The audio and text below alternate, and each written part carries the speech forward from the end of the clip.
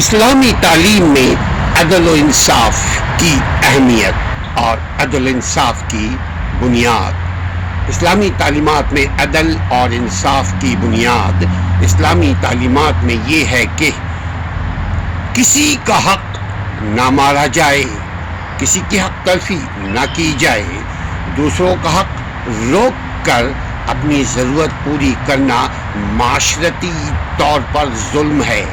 اور اللہ سبحانہ تعالیٰ کے یہاں سخت ناپسندیدہ یہ عمل ہے حق تلفی، خواہ مال کی ہو، عزت کی ہو، اسباب کی ہو، کسی چیز کی بھی حق تلفی اسلام اجازت نہیں دیتا۔ اسلامی تعلیمات میں عدل اور انصاف کی بنیاد قرآن مجید فرقان حمید اور سنت نبی صلی اللہ علیہ وآلہ وسلم پر قائم ہے، جس کا مقصد بلا تفریق، بلا رنگ و نسل، مذہب یا سماجی حیثیت، کوئی غریب، کوئی امیر، کوئی رنگ کا چھوٹا، کوئی رنگ کا کالا، گورا، گندمی، کوئی قد کا چھوٹا بڑا، کوئی پیسے کے اعتبار سے غریب، امیر،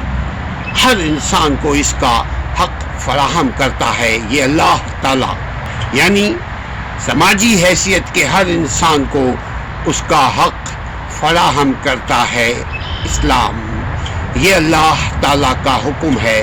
اور معاشرتی استحکام کی ضمانت بھی اسی میں ہے،